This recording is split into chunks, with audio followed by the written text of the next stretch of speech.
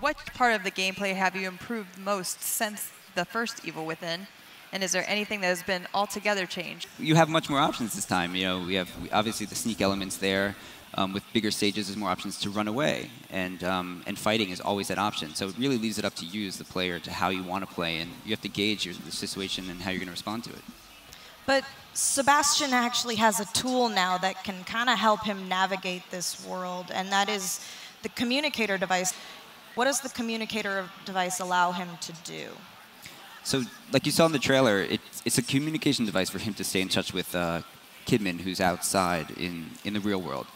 But because of how STEM is sort of collapsing and in this state, it can respond to things that have happened within this world. So in the game, we call them sort of resonances or residual memories. So you can see things or chase down things that have happened in the past, and that can lead you to other objectives or to find items, or it could even be something terrible waiting for you. But it's up for you to sort of like take that extra step to follow these sort of leads that are coming through this communicator to explore. Right. And in the other game, in the first game, you were sort of pushed through a particular path, and in this one, the communicator allows you to have several different pathways that you could opt to take. Is there something in here that could also appeal to an action fan, or is it pure horror? So action fans will not be disappointed, but also sort of people who like slower-paced horror will also find a game that they can enjoy. The gameplay is always about sort of overcoming that horror. We rarely put you in a situation where there's nothing that you can do about that. It's always about sort of tackling that with the supplies that you have.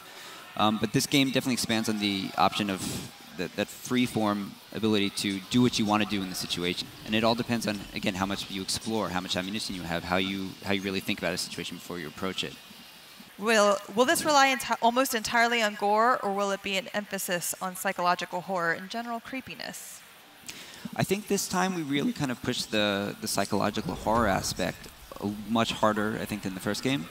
Fans of gore and of the first game, there are scenes where you will not be disappointed, because it is a much more personal story for Sebastьян, so there are a lot of things tied to him and the struggles that he's going through. And just the shape of the reality around you, it's much more tied to the sort of psychological feel that I feel this time. Is there still an upgrade system, and how does it work? And then, in addition to that, will we start off with only 5 seconds of sprinting? Yes, there will be an upgrade system in this game as well. And we're not going to announce exactly what they are yet, but it's not just parameter upgrades. We have some abilities that you can unlock and sort of customize how you play a little bit. And as far as 5 seconds of stamina, I think we upped it to 6. No.